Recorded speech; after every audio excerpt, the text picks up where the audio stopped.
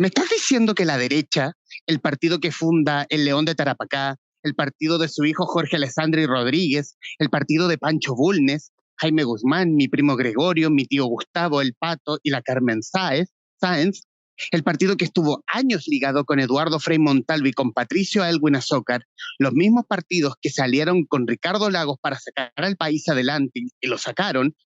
¿Me estás diciendo que ahora le tienen miedo al partido del señor K, que lleva 3 años en las canchas políticas y se están refosilando en un triunfo que puede ser tan efímero y transitorio como el pelo de un ratón?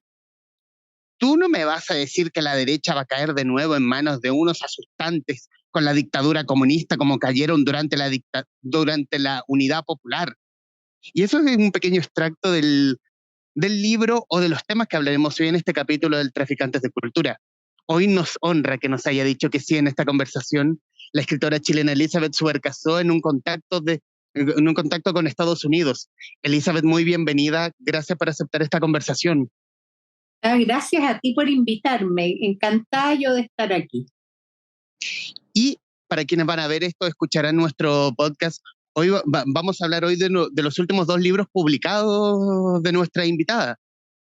La Constitución del Golf, parte de la serie Barrio Alto, la novela editada por Catalonia, quiere decir que, como un pequeño speech, qué graciosa la radiografía que hace nuestra clase política. Eso es para empezar. Y esta ya es una reedición por parte de los 50 años del golpe de Estado. Ego Sum Pinochet, Confidencias para la Historia, en una entrevista que leí junto a la también periodista Raquel Correa, libro hoy editado por Catalonia. Y para comenzar, Elizabeth, reiterar nuevamente el agradecimiento por su tiempo y hablar de la Constitución del Golf, parte de la serie Barrio Alto.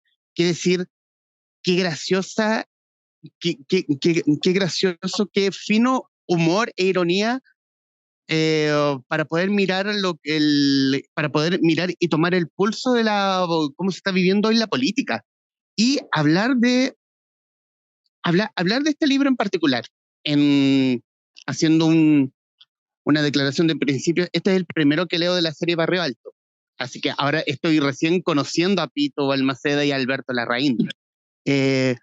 ¿Cómo nace este nuevo capítulo? ¿Cómo nace que estos personajes que la acompañaron desde el primer libro de esta serie hasta ahora quieran sumergirse en las contiendas constitucionales que está viviendo Chile? Claro, lo que pasa es que estos 2 personajes, Pito Balmaceda y Alberto Larraín, son los personajes que recorren toda la serie, los 5 tomos de esta serie, ¿no? Y yo los he ido haciendo vivir las distintas etapas que ha pasado Chile desde que nació la serie, hace varios años atrás.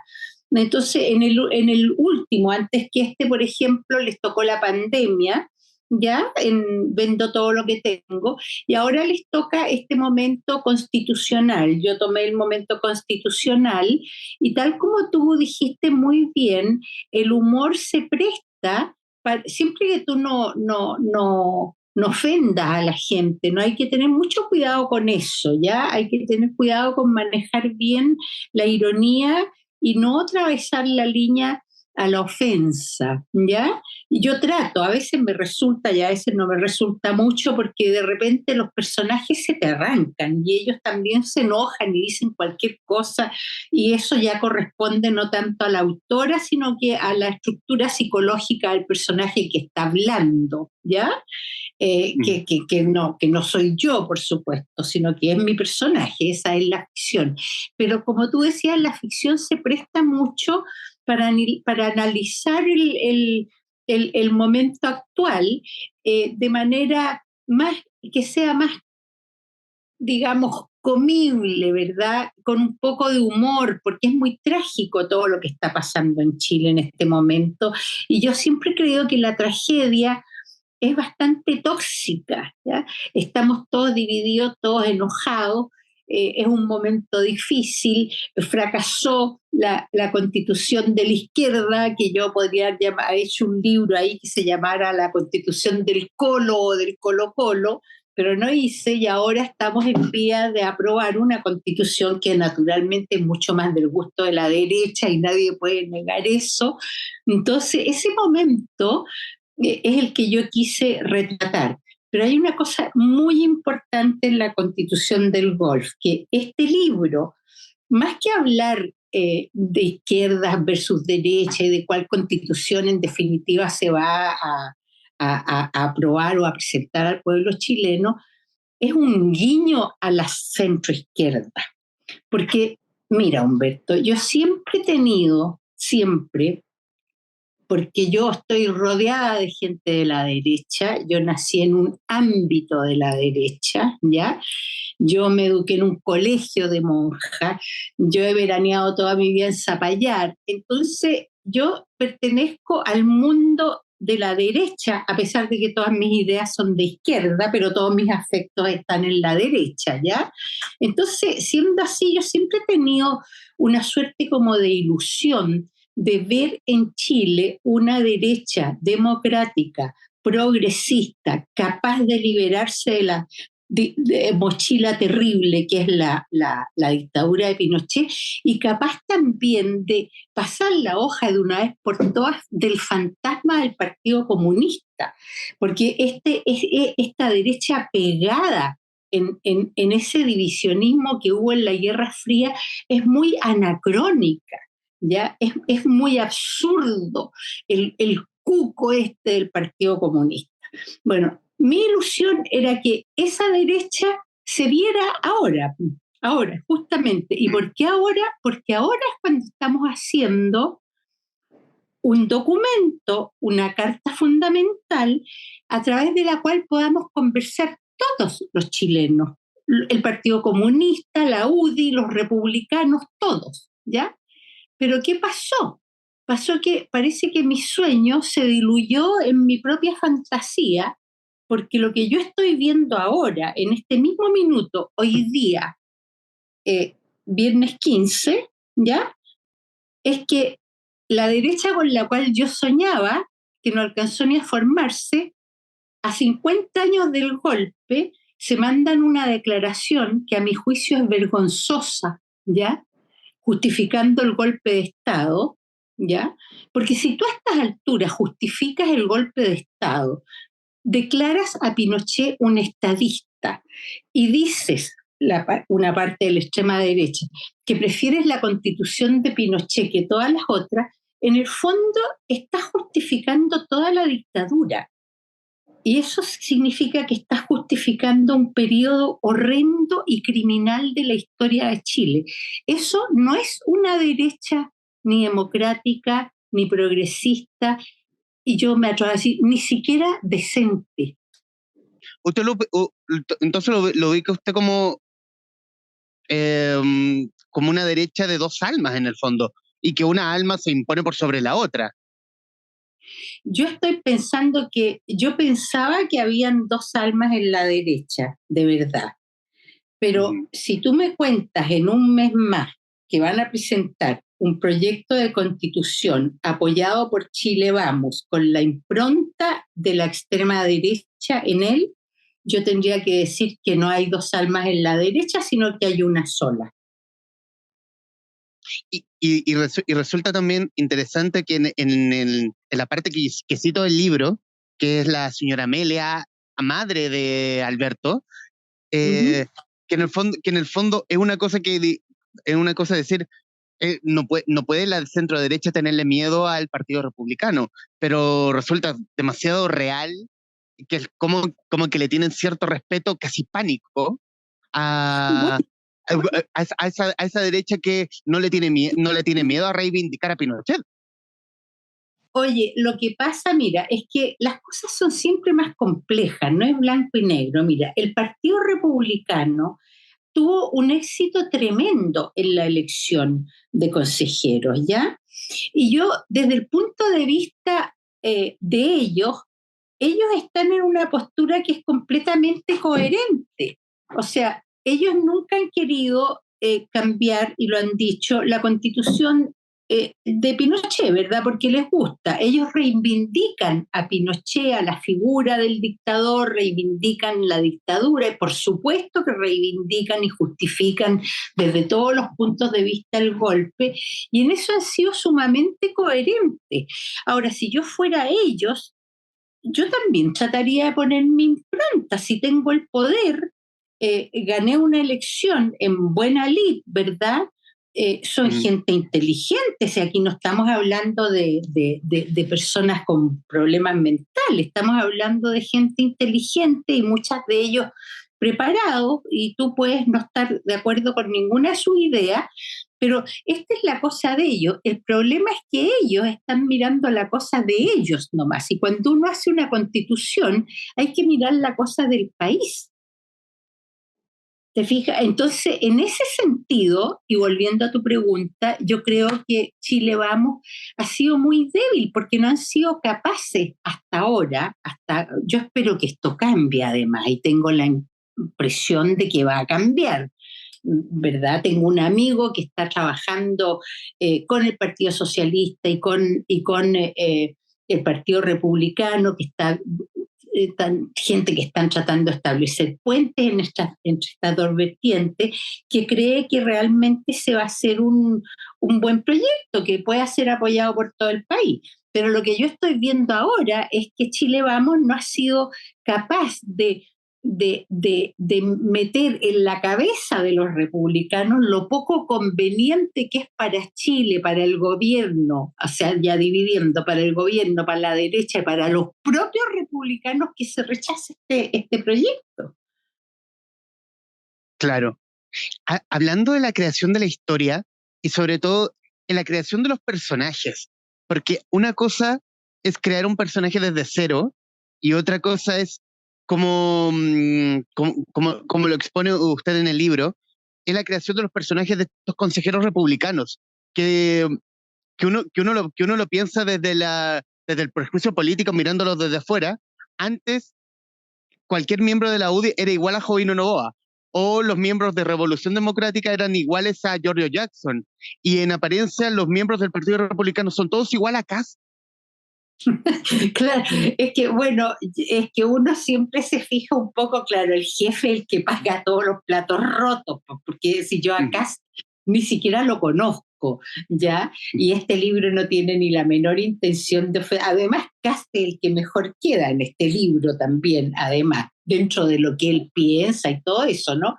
Pero yo los armé, estos personajes, de acuerdo a lo que ellos han dicho en la vida real, digamos, porque yo no conozco a ninguno, no tengo ni un solo conocido, ni amigo, ni pariente, ni nada que milite en el Partido Republicano, así que tengo muy poca cercanía. Yo conozco muy bien el pinochetismo, digamos, o sea, eso sí que lo conocemos. ¿Cómo no lo vamos a conocer si vivimos ahí durante 17 años? ¿Verdad? Claro. Pero a estas personas en especial no. Entonces, tú, ¿cómo los armas en una ficción que está tan cercana a la realidad como es esta, una realidad histórica, ¿verdad? Los armas por boca de ellos mismos. Lo que ellos dicen en este libro es lo que dijeron en la televisión, en una entrevista, en la radio. Pero también son personajes que son capaces de decir la barrabasada más horrenda sin que se les mueva un pelo o un músculo de la cara. Pero es que yo los he visto hacer eso. Yo he visto a algunos republicanos decir las barrabasadas más horrendas. Bueno, por ejemplo, yo al señor Silva, por ejemplo, yo lo he escuchado decir cosas como que Pinochet era un estadista. O sea, ¿cómo puede decir que es un estadista uno de los que está considerado en todo el mundo occidental como un siniestro dictador? Claro. No lo puedes considerar un estadista, no lo puedes poner en ese lugar, aunque te guste, Claro. digamos.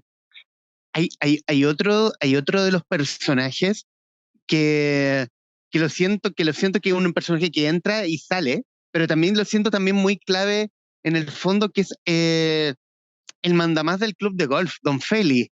Y lo uno también con el titular de una entrevista que dio usted a Culto.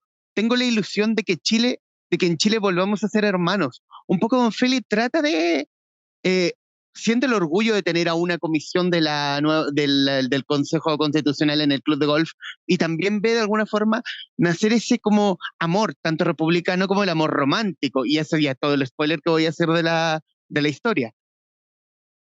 Claro, es que todo este libro es eso.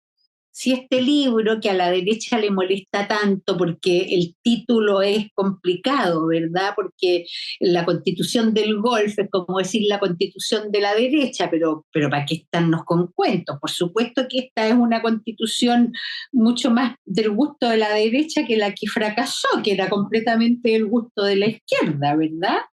Entonces, Claro. es como que a la derecha no le gusta que le digan que es de la derecha, ¿ya? Les encanta les gusta en ese caso que le digan que es de la centro derecha, porque ya ser de la ultraderecha es muy anacrónico y ser pinochetista es imposible.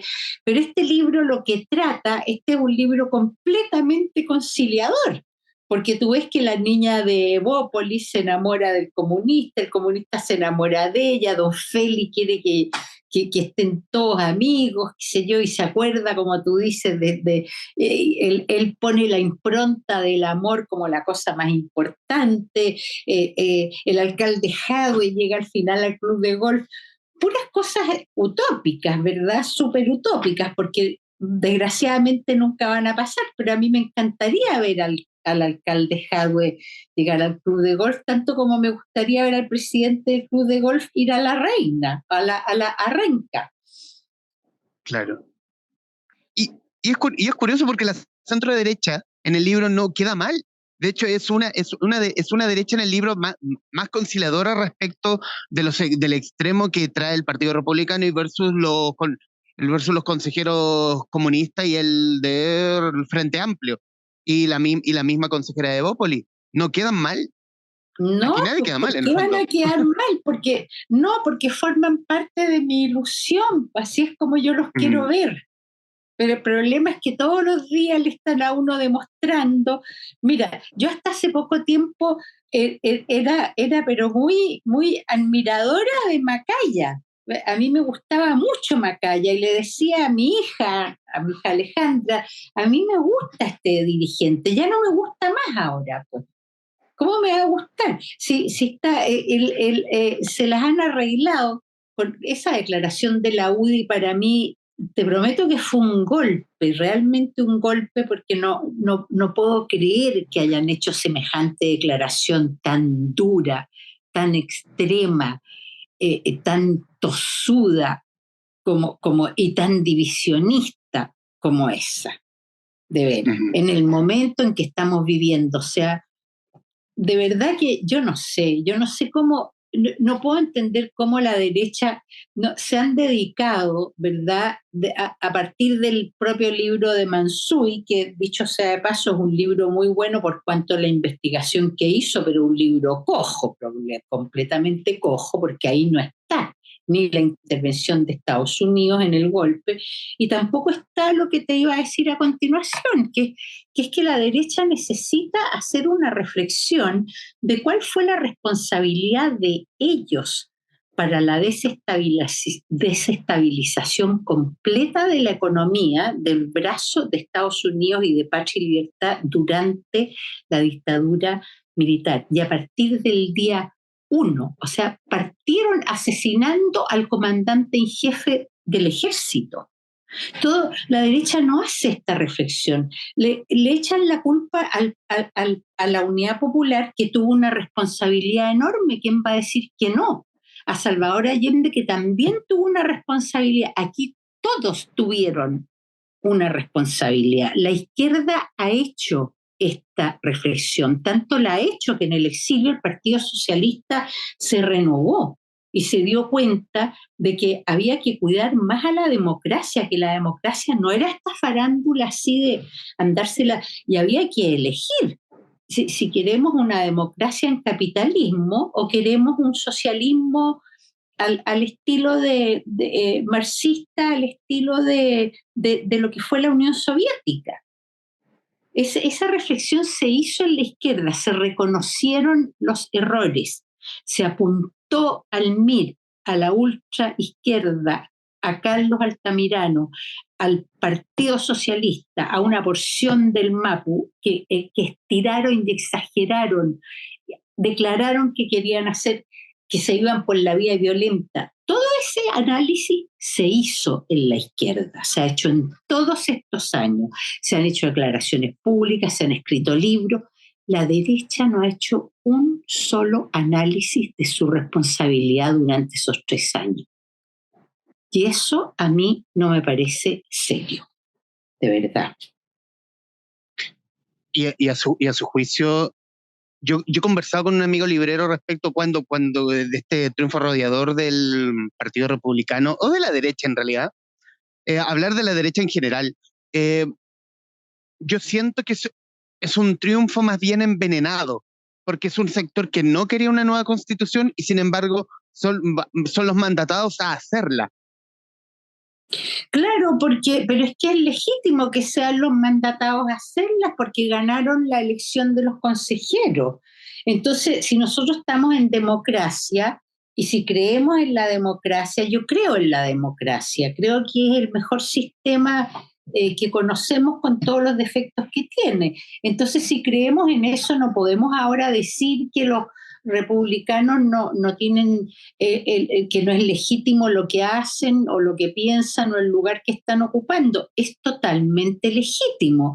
El problema es que en política, por mucho que tú hayas ganado una elección y por mucho que tengas preponderancia sobre un cierto sector, tienes que estar dispuesto a ceder en las cosas que van por el bien del país. Y yo creo que aquí nadie con la cabeza bien puesta y con el corazón bien puesto y con ganas de que este país salga de la crisis en que estamos, nadie te va a decir que es bueno rechazar otro proyecto de constitución. Así como nadie te va a decir que es bueno aceptar un proyecto de constitución que es inaceptable y que tampoco va a darle una buena gobernabilidad a Chile.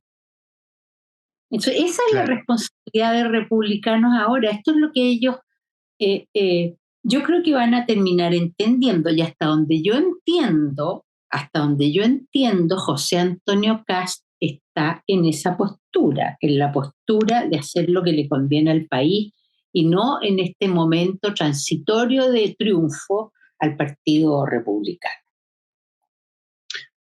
Conversamos con Elizabeth Suerquesó, autora de La Constitución del Golf, parte de la serie Río Alto, editada por Catalonia. Y quiero cambiar de libro y quiero hablar de un documento histórico, la reedición de Ego Sum Pinochet, Confidencias para la historia de la presidenta Elizabeth Suerquesó y de la periodista Raquel Correa, editado originalmente por Zigzag y hoy vuelto con una segunda vida a través de Catalonia. Publicado en 1989, ¿cómo nace la idea de entrevistar al dictador?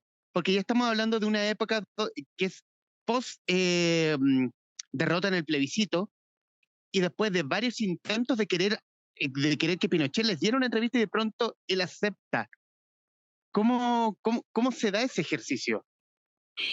Bueno, nosotros con Raquel estuvimos pidiendo la entrevista más o menos 15 años y nunca nos quiso dar, ¿verdad? O sea, desde que yo empecé a hacer periodismo en Chile y desde que Raquel se consiguió un trabajo en la revista Cosas, ahí empezamos a pedirle entrevista y nunca hubo caso, muchas veces ni siquiera nos contestaban. Pero pasado el tiempo, Raquel tenía una amiga, Patricia Guzmán, que era muy amiga de Pinochet y había sido su agregada cultural en Francia.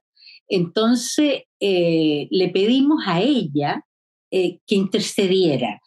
Y Patricia era de la idea de que Pinochet, que nunca le había dado una entrevista así sin cuestionario previo, y sin edecanes al lado, etcétera, etcétera, sin correcciones, a periodistas de la oposición a su gobierno, lo convenció de que la diera para lavarse las manos, porque resulta que Pinochet había perdido el plebiscito, entonces no se sabía qué iba a pasar, ¿verdad? Venía una elección ya donde ya sabemos que salió elegido un Patricio Elwin, pero en ese momento, nada, Pinochet estaba con la mitad del poder perdido, digamos, porque se estaba además cumpliendo otro plazo de su constitución en donde había la posibilidad de que él dejara de ser el gobernante.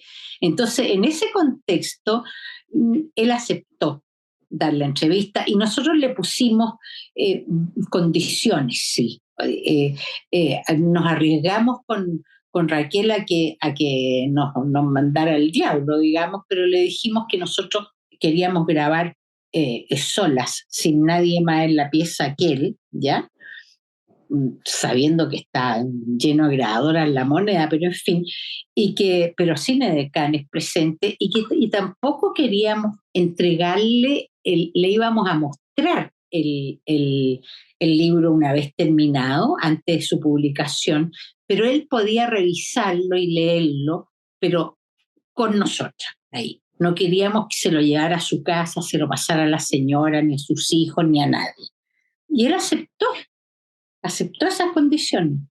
Así que ahí empezamos nos pusimos de acuerdo cuándo sería la primera entrevista y ahí así empezamos. Claro, si se lo dejaban en manos de doña Lucía, el libro iba a ser un folletín, o quizás ni iba a existir.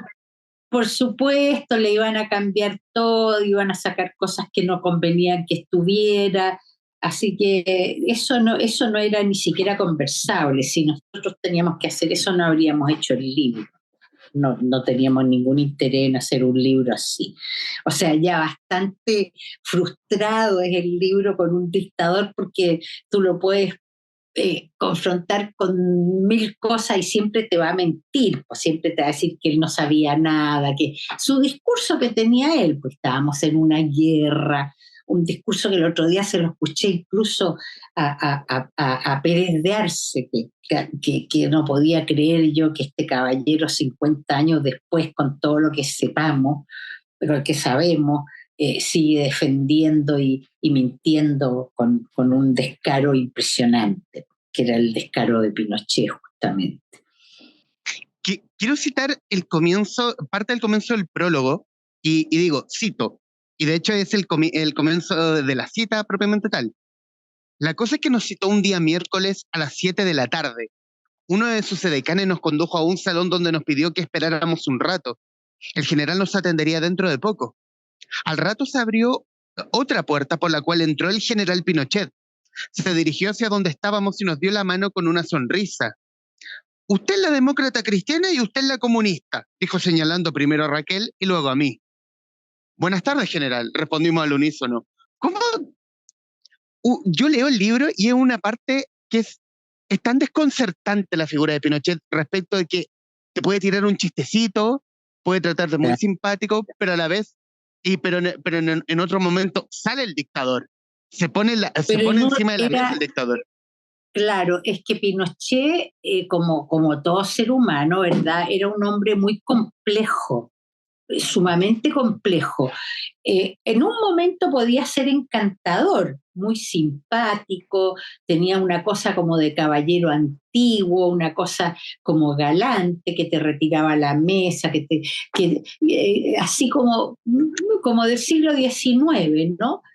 Pero pasado 2 segundos, 3 segundos, en el instante en que tú lo confrontabas con cualquier problema de su gobierno, que en general eran todos crímenes, prácticamente todos crímenes, porque de esto a Pinochet nadie le había preguntado. O sea, nadie fue a preguntarle a Pinochet qué tuvo que ver él con el asesinato de Orlando Letelier. Entonces, cuando nosotros entrábamos en esos temas, esta persona simpática, de ojitos azules y todo caballeroso y qué sé yo, como caballero antiguo, se convertía en otra persona. Realmente era impresionante, le daba rabia, entonces se le hinchaban los nervios del cuello, se le ponían los ojos como amarillos, así, daba un golpe en la mesa, señorita. Y, ojo, y muchas veces él mismo se disculpaba, después decía, perdón, si yo no soy tan ojo, decía. Entonces, y ahí seguía la conversación. Pero esto pasó durante todas las entrevistas todo el rato, porque cada vez que nosotros lo confrontábamos con un problema de su gobierno, o con una, más bien dicho, con su responsabilidad sobre los problemas de su gobierno. Yo tuve siempre la impresión, durante esa entrevista, de que Pinochet estaba muy asustado, de verdad. Yo creo que estaba muy asustado, eso nunca te lo iba a decir, por supuesto, pero estaba muy asustado de lo que venía. No sabía lo que le venía encima él. Y actuaba muy a la defensiva, completamente a la defensiva, en todos los temas. Nunca asumió ni una sola responsabilidad en nada. Por ejemplo, el caso más serio que tuvo él desde su punto de vista, desde el punto de vista de su gobierno, fue el de Orlando Letelier, ¿ya? Porque ahí fue cuando la política de apoyo a su gobierno a Estados Unidos cambió.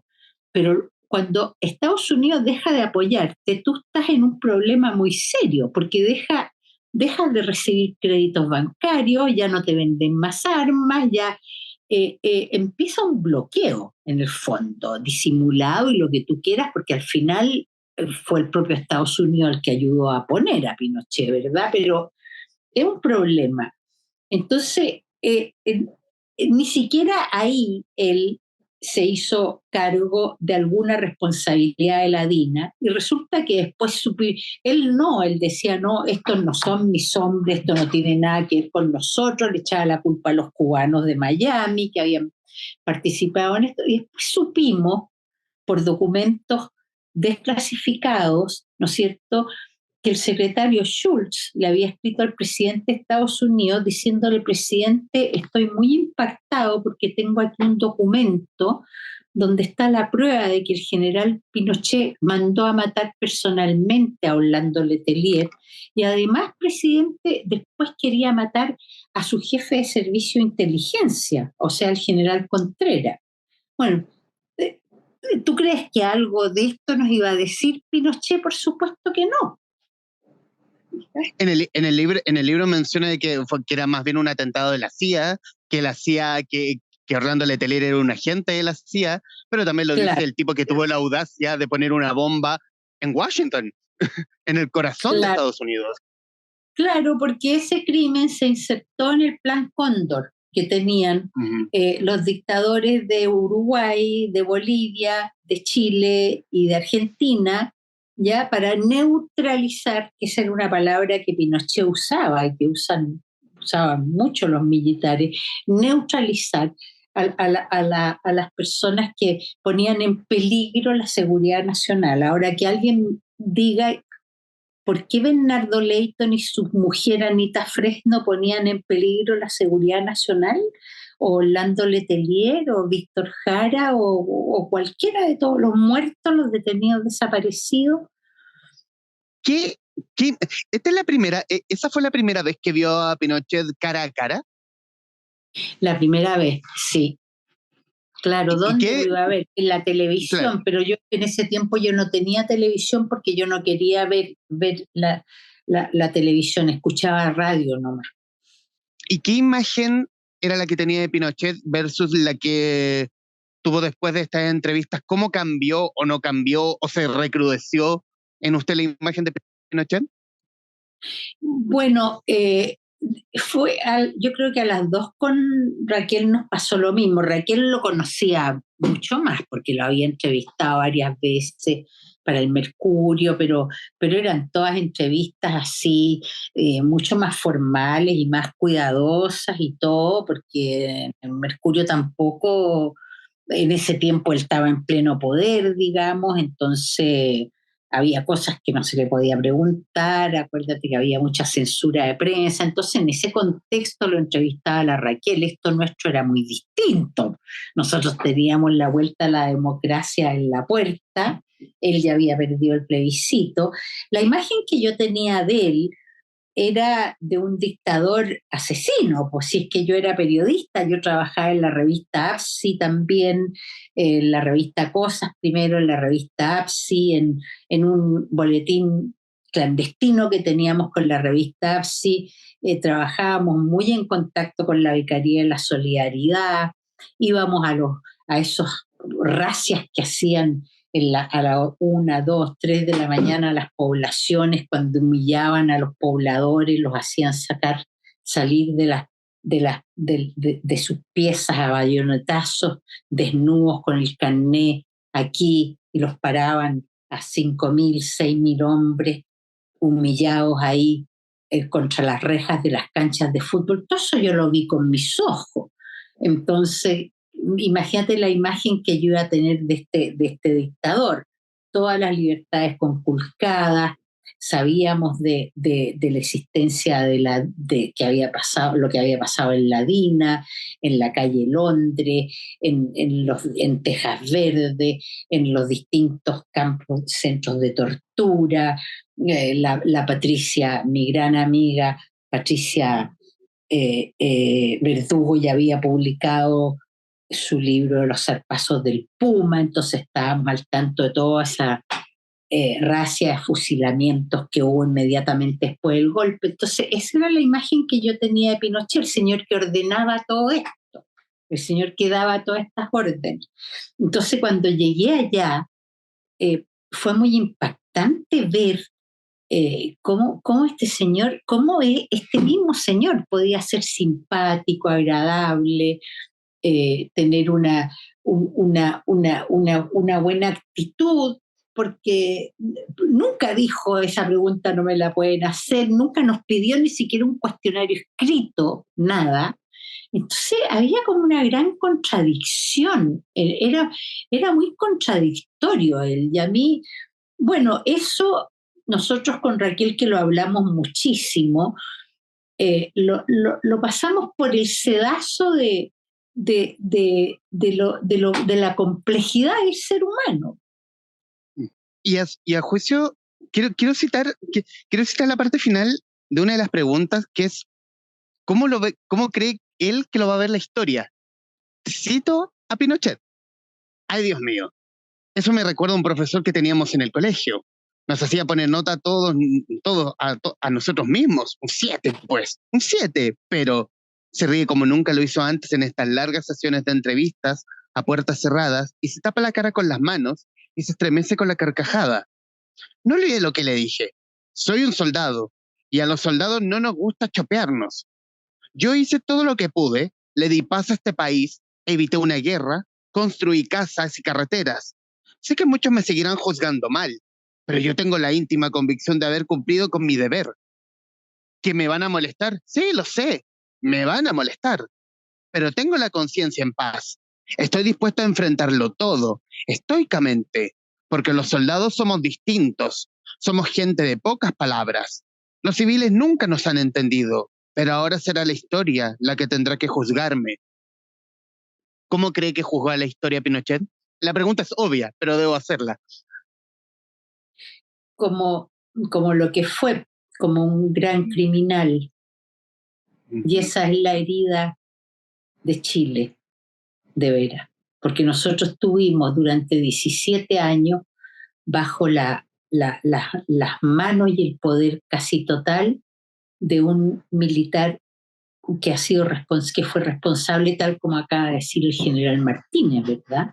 De todos esos crímenes. Entonces, por doloroso que sea decirlo, claro, la historia lo ha juzgado como un criminal. Lo que yo siento, y creo que está en el fondo del corazón de esta herida, es que haya sido la historia quien lo juzgó y no los tribunales de justicia. ¿Cómo ha sido revisitar este libro? ¿Recordar esta entrevista? ¿Recordar a su amiga Raquel Correa?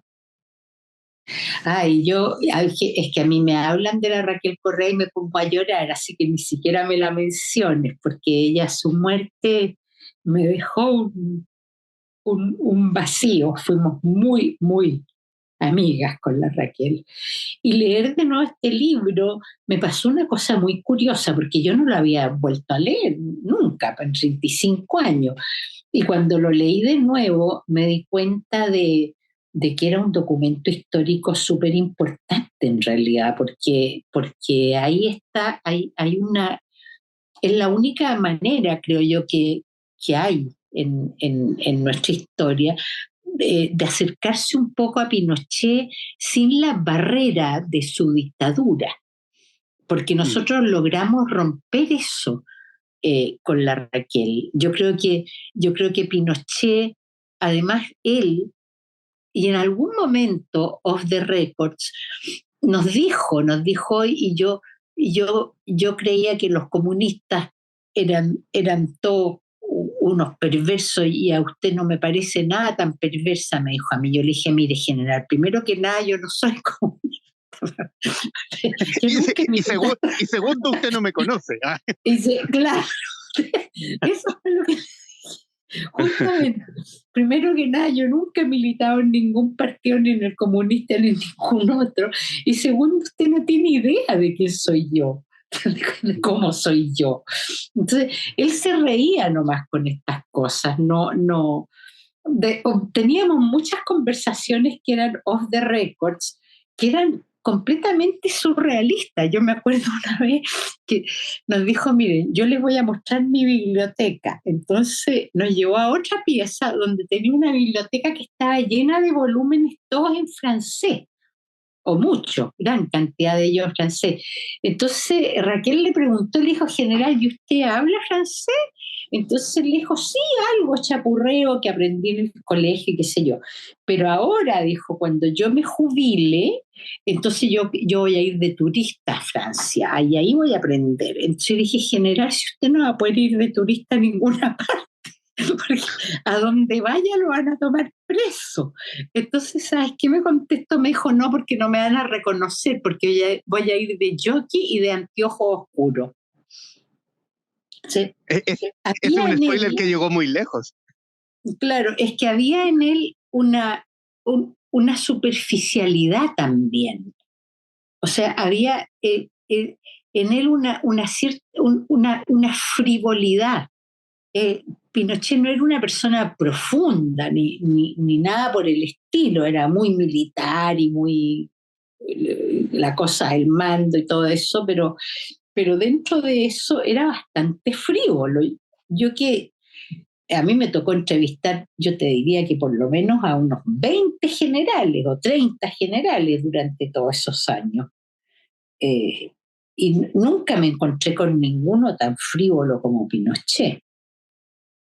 En los minutos que nos quedan, Elizabeth, quiero darle las gracias por su tiempo, por la disposición a querer conversar con este podcast, admirar su trabajo, admirar este documento histórico donde nos muestra un Pinochet más, el Pinochet más real, quiero creer. Uno que se dejó, uno que se dejó llevar por buenas preguntas, por incisivas preguntas, y un documento donde conocemos en el fondo al Augusto Pinochet real y no esa cosa idílica de cierto sector político. Y también sobre la constitución del golf, y recomendarle para quienes nos van a ver o escucharán este podcast, es un libro hilarante que yo creo, y de hecho tengo notado, hice una pequeña anotación en mi libreto acá, que es un libro que desde la óptica del humor ve un proceso serio, pero sin quitarle la misma seriedad a un proceso como es escribir una nueva constitución. Es un libro hilarante, recomendadísimo para quienes van a ver, recomendadísimo ambos en todo caso. La biblioteca de Elizabeth Suercaso. Y en estos minutos finales, Elizabeth, la pantalla es suya para que diga lo que guste, lo que le nazca del corazón en el fondo. Ay, a mí lo que me nace del corazón es que todos, como podamos, cada uno aportando su granito de arena, tratemos de salir de este empanamiento, de este pantano de división que estamos en Chile y busquemos un acuerdo para que podamos poder seguir viviendo como un país tranquilo. Elizabeth Subercaseaux, escritora, autora de La Constitución del Golf y autora junto con la periodista Raquel Correa de Ego Sum Pinochet, Confidencias para la Historia, ambos libros publicados por Catalonia, en conversación con la guarida de los traficantes de cultura. Mi estimada Elizabeth, qué honor y placer esta conversación. Muchas gracias a ti. Para mí es el honor, de veras. Gracias.